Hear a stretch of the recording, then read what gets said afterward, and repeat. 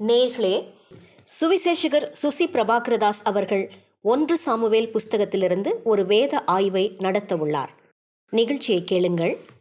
1 Samuel புஸ்தகம் 23ஆம் அதிகாரம் 1-13 வாக்கியங்கள். கர்த்தருக்குள் பிரியமானவர்களே, ஃபீபா வானொலி நேயர்களுக்கு உங்களுக்கு வாழ்த்து சொல்கிறோம். 1 சாமுவேல் புஸ்தகத்திலிருந்து திருமறை செய்திகளை நாம் கற்றுவர ஆண்டவர் உதவி செய்து வருகிறார். இன்றைக்கு 1 சாமுவேல் புஸ்தகம் 23ஆம் அதிகாரம் 1-29 வாக்கியங்களை கற்றுக்கொள்ளப் போகிறோம். இது ஒரு நீண்ட அதிகாரம். ஆகவே இந்த பகுதியிலே 1 சாமுவேல் 23ஆம் அதிகாரத்திலே 1-13 வாக்கியங்களை மாத்திரம் இந்நாளின் செய்தியிலே கற்றுக்கொள்ளப் போகிறோம். தாவீது சவுலுக்கு தப்பி ஓடிக்கொண்டிருக்கிறான். அப்பொழுது சரீரத்திலும் ஆன்மீகத்திலும் அவன் பலனானது குறைந்து கொண்டே போகிறது. இந்த சூழ்நிலையிலே தாவீது தன்னுடைய ஆன்மீக பலத்தை ஆண்டவரிடத்திலே எவ்வாறு திரும்ப பெற்றுக்கொண்டார் என்பதை நான் சொல்ல விரும்புகிறேன். அருமையானவர்களே, நம்முடைய வாழ்க்கையில் துன்பங்கள், துயரங்கள், வியாதிகள், நெருக்கங்கள், எதிர்ப்புகள் வரும்போது சரீரத்தில் சோர்ந்து விடுகிறோம், ஆன்மீகத்திலும் பலன் குறைந்து விடுகிறது. ஆனால் தாவீது தன்னுடைய நெருக்கமான காலங்களிலே தேவன் தனக்கு கொடுத்த பலத்தை எவ்வாறு பெருக்கி கொண்டான் அல்லது புதுப்பித்து கொண்டான், அதை கண்டு கொண்டான் என்பதை நான் சொல்ல விரும்புகிறேன். 1 சாமுவேல் புஸ்தகம் 23ஆம் அதிகாரம் 1-29 வாக்கியங்களை வாசிக்கும்போது தாவீது கெகிலா என்கிற ஒரு இடத்துக்கு செல்கிறான், ஜீப் என்கிற ஒரு இடத்துக்கு செல்கிறான், மாகோன் என்கிற ஒரு இடத்துக்கு செல்கிறான். ஆனால் இன்றைக்கு நாம் கெகிலா என்கிற அந்த இடத்தை மாத்திரம் நாம் கற்றுக்கொள்ளப் போகிறோம். அருமையானவர்களே, இந்த கெகிலா என்கிற இடமானது, இந்த இடத்தை பெலிஸ்தீர்கள் வந்து யுத்தம் செய்ய வருகிறார்கள் அல்லது தாக்குகிறார்கள், அங்குள்ள பகுதியை கொள்ளையடிக்கிறார்கள். இந்த செய்தியானது தாவீதுக்கு தெரிகிறது. தாவீது யார்? சவுல் ராஜாவுக்கு தப்பி ஓடுகிற ஒரு சாதாரண மனிதன். ஆனால் ஆண்டவராலே ராஜாவாக அபிஷேகம் பண்ணப்பட்ட ஒரு மனிதன். சவுலுக்கு பின்பாக இவன்தான் ராஜாவாக மாறப்போகிறான் என்பது முன் அறிவிக்கப்பட்ட ஒரு திருமறை செய்தி. ஆனால் தாவீது சவுலுக்கு பயந்து ஓடிக்கொண்டே இருக்கிறான். இப்படி ஓடும் பொழுது இந்த சவுல் ராஜாவும் விடவில்லை, பின்தொடர்ந்து கொண்டே வருகிறான். சவுலுக்கு ராஜாவின் பொறுப்பு உண்டு. தன் ராஜரீக பணியின் மேலே தன் கவனத்தை அவன் செலுத்தவில்லை. அவனுடைய ஒரே பிரதானம் என்ன? தாவீதை கொல்ல வேண்டும். இதையே முனைப்பாக செய்து கொண்டிருக்கிறான். ஒரு கோணத்திலே மனநிலை பாதிக்கப்பட்டவனைப் போல நோக்கமின்றி வாழ்ந்து கொண்டிருக்கிறான் சவுல் ராஜா. இந்த சமயத்திலே சவுல்தான் உண்மையான ராஜா. தாவீது என்பவன் சவுலுக்கு பின்பாக ஏற்படுத்தக்கூடிய அந்த அபிஷேகம் பெற்ற ஒரு மனிதன். ஆனால் கேகிலா இடத்திலே பெலிஸ்தர்கள் தாக்கும் பொழுது இந்த செய்தியை கேட்ட சவுல் ராஜா ஒன்றும் செய்யவில்லை. ஆனால் தாவீது ராஜா இல்லை, ராஜாவை போல அவன் அங்கு அந்த மக்களை காப்பாற்ற விரும்புகிறான். ஒரு காரணம் என்ன? இவர்கள் இந்த தாவீதுக்கு சொந்த ஜனங்கள், சொந்த நாட்டின் மக்கள். இன்னொரு கோணத்தில் சொன்னால் இவன் ஒரு எதிர்கால ராஜா.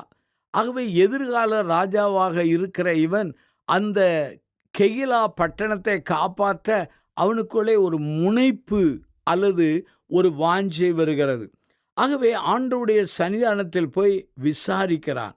ஆண்டவரே, இவர்களை நான் போய் யுத்தம் செய்யலாமா என்று அவன் விசாரிக்க ஆரம்பிக்கிறான். அருமையானுள்ளே, இவன் எப்படி தேவனுடைய அந்த வல்லமையை, அந்த பலத்தை பெற்று கொண்டான்? ஒரே ஒரு குறிப்பு என்ன தெரியுமா? அவன் ஆண்டவரிடத்திலே விசாரித்தான்.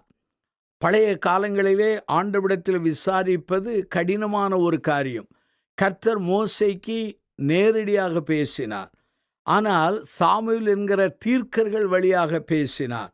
ஆனால் இன்றைக்கு ஆண்டவர் என்னோடு உங்களோடு எப்படி பேசுகிறார்? எழுதப்பட்ட வார்த்தையாகிய வேதாகம வசனத்தின் மூலமாய் பேசுகிறார். ஆகவே இவன் தைரியமாக சென்று ஆண்டவரிடத்திலே விசாரிக்கலாம். ஆண்டவரே, கேகிலாவுக்கு நான் போகலாமா?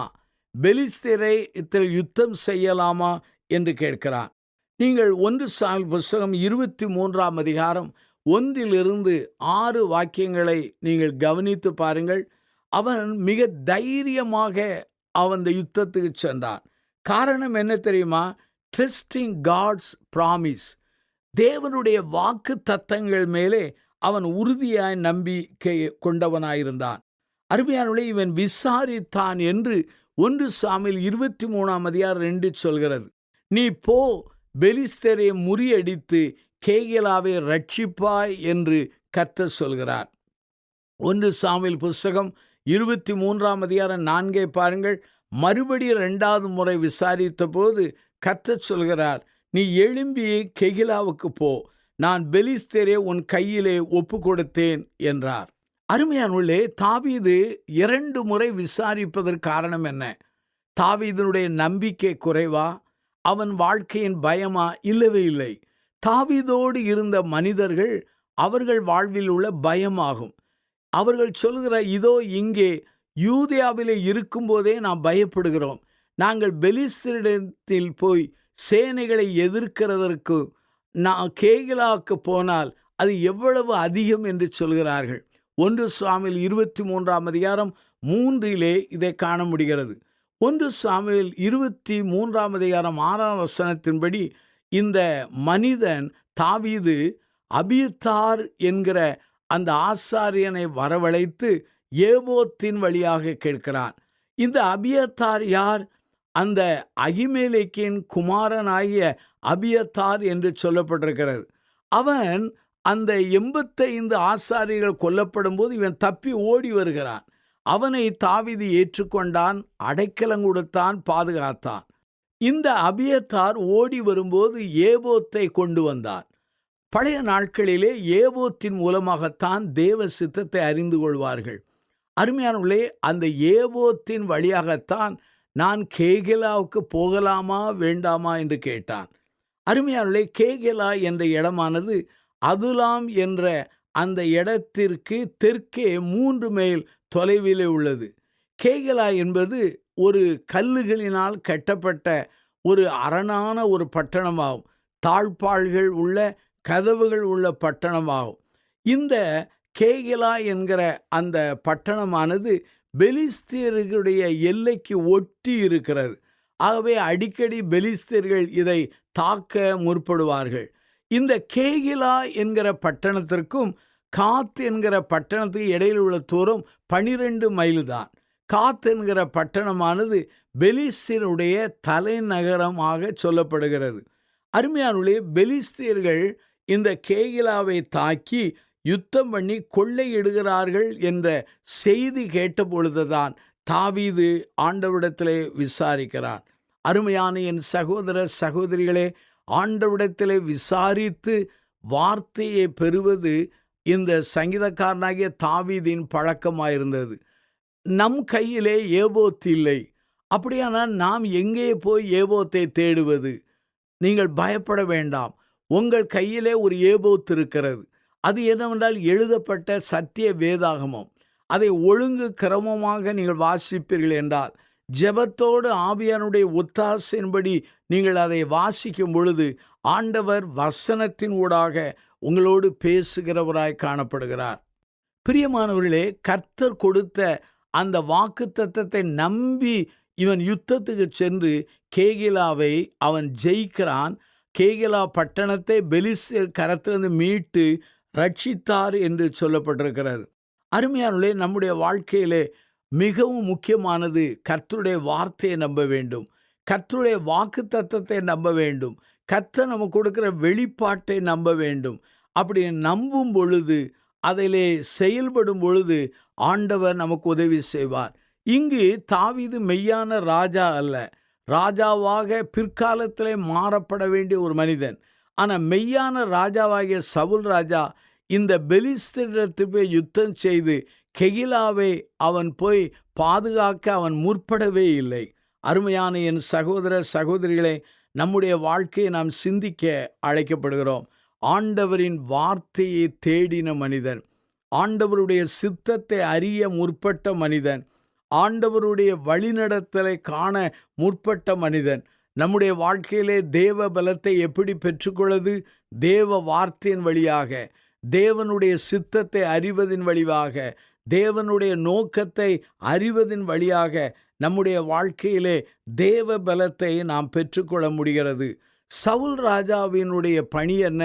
அவன் தன்னுடைய ராஜ்யபாரத்தை வசனத்தின் அடிப்படையிலே நேர்மையாக நடத்த வேண்டும். ஆனால் அதை விட்டுவிட்டு அவனுடைய ஒரே ஒரு பிரதான பணி என்ன? அவன் தாவீதை கொல்லவே முழு நேரமாக செயல்பட்டான். இந்த நாட்களிலும் கூட சவுல் ராஜா திசை திரும்பியது போல ஆண்டவரின் விசுவாசிகளை, ஆண்டவரின் ஊழியர்களை, ஆண்டவருடைய திருச்சபையை பிசாசானவன் திசை திருப்பி கொண்டிருக்கிறான்.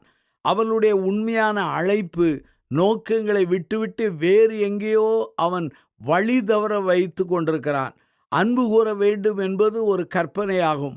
நற்செய்தி பணியும் அருட்பணியாகிய மிஷனரி பணியை செய்ய வேண்டியது தேவனுடைய சபையின் நோக்கமாகும்.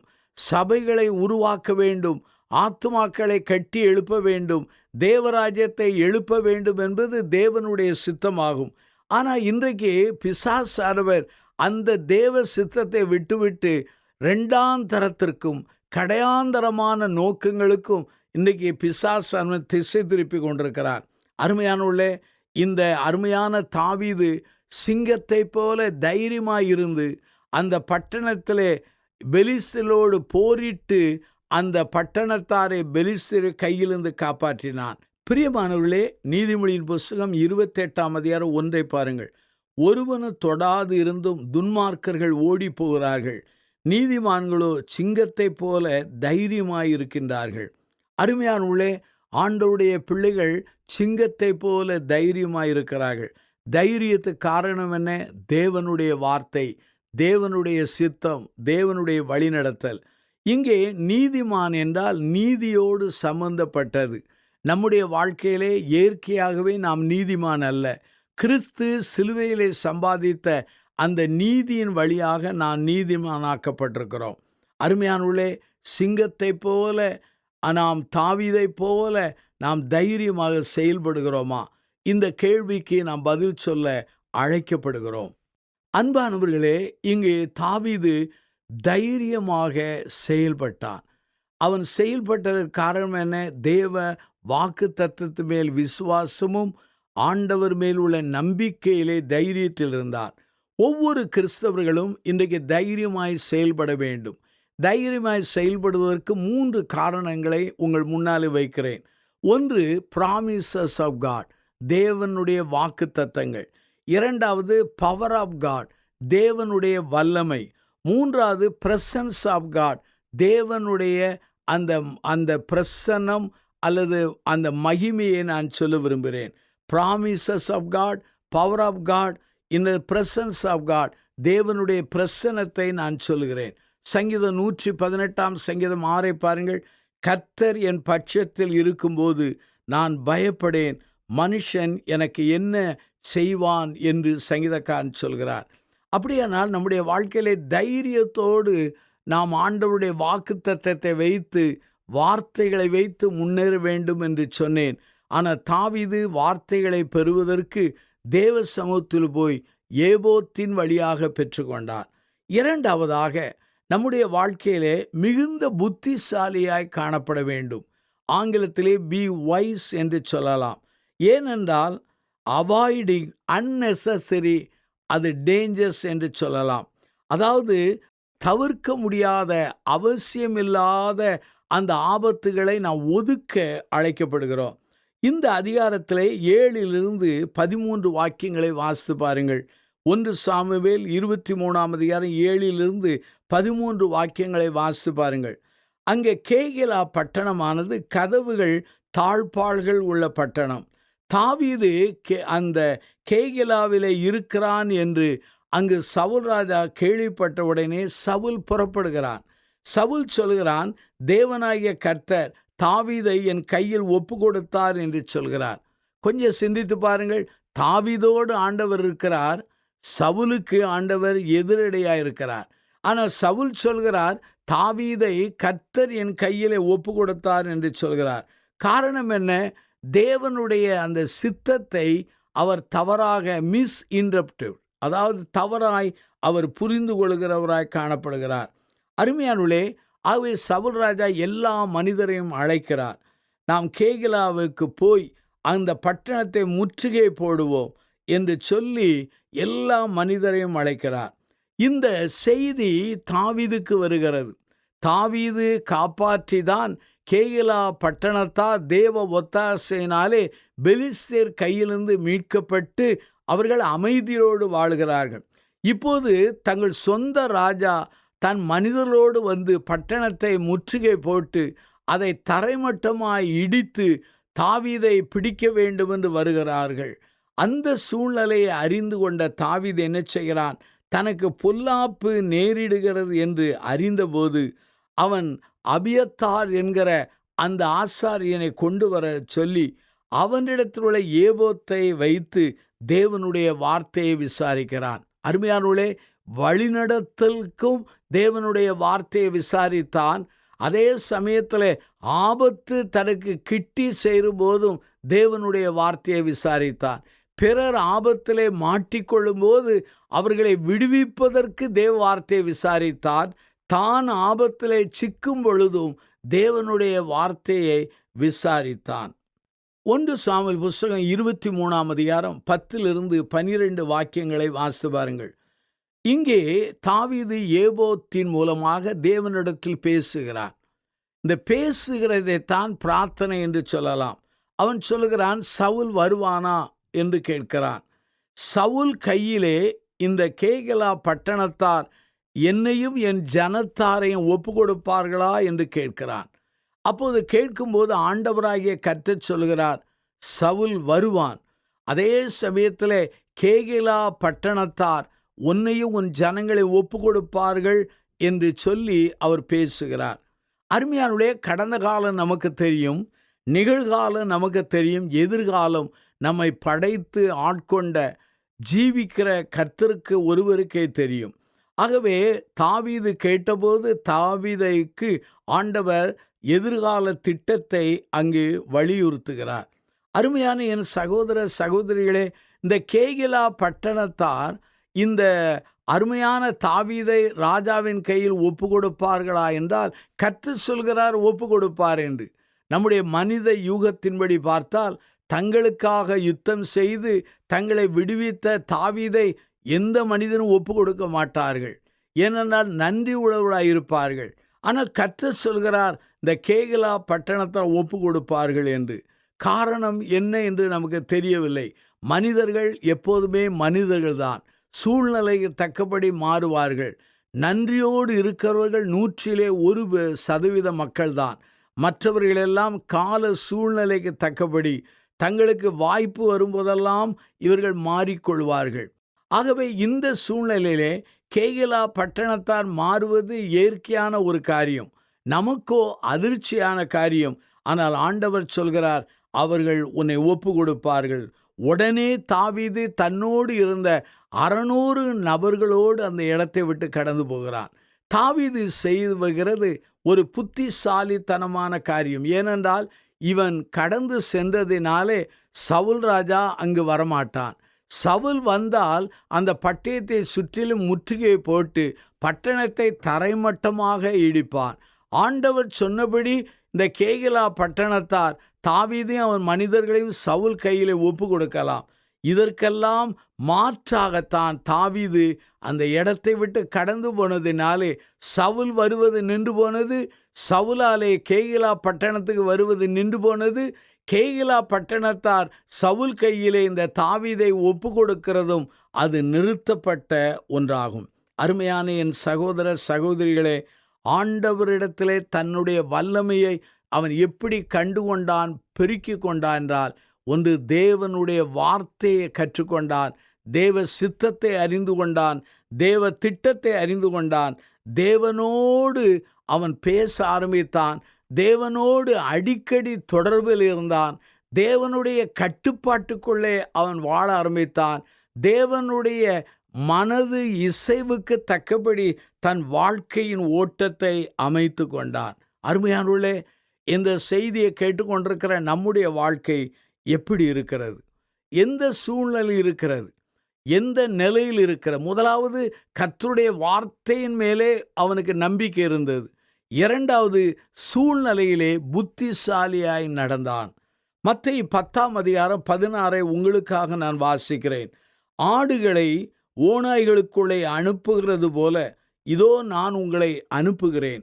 ஆகையால் நீங்கள் உங்களுடைய வாழ்க்கையிலே எப்படி இருக்க வேண்டும் என்றால், சர்ப்பங்களைப் போல வினா உள்ளவர்களாகவும் புறாக்களைப் போலவும் கபடற்றவர்களாய் இருங்கள் என்று நம்முடைய அருள்நாதராகிய இயேசுவானவர் சொல்லியிருக்கிறார். அப்படியானால் நம்மை ஓநாய்களுக்குள்ளே அனுப்புகிறார் ஆண்டவர். அப்படியான ஓநாய் படித்து அது பட்சிக்கும் ஒரு மிருகம். அந்த ஓநாய்களிடத்திலே ஆடுகள் கிடைத்தால் என்ன ஆகும்? நீங்கள் கற்பனை செய்து பாருங்கள். நம்மை ஆண்டவர் ஓநாய்களுக்குள்ளே அனுப்புகிறார். நாம் எப்படி வாழ முடியும்? சர்ப்பத்தைப் போல வினா உள்ளவர்களாகவும் அதேபோல புறாக்களைப் போல கபடற்றவர்களாய் வாழ வேண்டும். இன்றைக்கு மனிதர்கள் ஒன்று சர்ப்பங்களைப் போல மாறிவிடுகிறார்கள், இல்லாவிட்டால் புறாக்களைப் போல கபடற்றவர்களாய் மாறிவிடுகிறார்கள். ஆண்டவர் ஒரே மனிதனுக்குள்ளே இருந்த இரண்டு தன்மை வேண்டும். சர்ப்பங்கள் நாம் நடந்து செல்லும் பொழுது காலடி சத்தத்தை கேட்ட உடனே ஒளிந்து கொள்ளும். அப்படியானால் ஒரு விவேகி ஆபத்தை கண்டு ஒளிந்து கொள்கிறான். அதேபோல புறாவானது அசுத்தத்தை கண்டபோது பறந்து ஓடும். அங்கே நோவா அங்கே புறாவை அனுப்பிய பொழுது தண்ணீர் வற்றாத நிலையை கண்டபோது புறா மறுபடி வந்துவிட்டது. அருமையானுள்ளே, ஆகவே புறா என்பது அசுத்தங்களுக்கு விலகி ஓடுகிற பண்பாகும். நம்முடைய வாழ்க்கையிலே சூதற்ற கபடற்ற அந்த பண்பு வேண்டும். பாம்பை போல சர்ப்பங்களைப் போல தெளிவுள்ளவர்களாய் இருக்க அழைக்கப்படுகிறோம். முதல் பகுதியிலே இந்த தாவீது தேவனுடைய வார்த்தைகள் மேலே நம்பிக்கை வைத்தான். இரண்டாவது பகுதியிலே அவன் மிகுந்த விழிப்போடு ஞானத்தோடு நடந்து கொண்டான். நம்முடைய வாழ்க்கை எப்படி இருக்கிறது? நீங்கள் சிந்திக்க அழைக்கப்படுகிறீர்கள். கர்த்தருக்குள் பிரியமானவர்களே, தாவீதின் வாழ்க்கையிலே இந்த பலத்தை அவன் பெற்றுக்கொண்டது என்ன? தேவ வார்த்தை, தேவனோடு பேசுகிற அந்த ஜெபத்தின் தன்மை. நம்முடைய வாழ்க்கை எந்த நிலையில் உள்ளது? நாம் சிந்திக்க அழைக்கப்பட வேண்டும். ஆகவே நம்முடைய ஜீவியத்திலே ஒரு வசனத்தை உங்களுக்கு ஞாபகப்படுத்துகிறேன். பிலிப்பியர் நிருபம் 4:13 என்னை பலப்படுத்துகிற கிறிஸ்து இயேசுவினாலே எல்லாவற்றை செய்ய எனக்கு பலன் உண்டு என்று சொல்லி அருமையான பவுல் எழுதுகிறார். அப்படியானால் ஜெபத்தோடு, தேவனுடைய வார்த்தையை அறிகிற அறிவோடு, தேவனை அறிகிற அந்த அறிவின் நிலையோடு, தேவனுடைய வார்த்தைகளுக்கும் சித்தங்களுக்கும் நாம் கீழ்ப்படியும் பொழுது, ஆண்டவருக்கு மகிமையாக நம்முடைய வாழ்க்கையில எல்லா பகுதியிலும் நாம் வாழ்ந்து காட்டும் பொழுது, தேவன் தன்னுடைய பலனை தந்து நம்மை பலப்படுத்துகிறவராயிருக்கிறார். ஆகவே தேவனுடைய பலத்தினாலே நீங்கள் நிரப்பப்படும்படி உங்களுக்காக நான் ஜெபிக்கிறேன். நீங்களும் ஜெபியுங்கள். கண்களை மூடி நாம் ஜெபிப்போம். அன்பின் ஆண்டவரே, இந்த நல்ல நாளுக்காக நாங்கள் நன்றி சொல்கிறோம். இந்த செய்தியை கேட்ட மக்களை ஆசீர்வதியும். தாவீது சவுல் ராஜாவுக்கு தப்பி ஓடும் பொழுது அந்த கேகிலா என்கிற பட்டணத்திலே வசனத்தை எவ்வாறு விசாரித்து தேடி பெற்றுக்கொண்டான் என்பதையும், அதே சமயத்திலே புத்திசாலியாய் நடந்து ஆபத்திலிருந்து தன்னை தப்புவித்து கொண்டான் என்பதையும் கற்றுக்கொண்டோம். தேவனுடைய வார்த்தையாகிய ஏபோத்தை எங்கள் கைகளில் பெற்றிருக்கிறோம். அதை ஒவ்வொரு நாளும் பயன்படுத்த பலந்தாரும். தேவனுடைய கிருபையினாலே புத்திசாலி தனத்தை தாரும். சர்ப்பங்களைப் போல வினா உள்ள தன்மையும், ஆண்டவரே, புறாவை போல கபடற்ற தன்மையும் தாரும். இந்த செய்தியை கேட்டு அர்ப்பணித்த மக்களை ஆசீர்வதியும். இயேசுவின் நாமத்தில் செபிக்கிறோம் ஜீவனுள்ள பிதாவே, ஆமென்.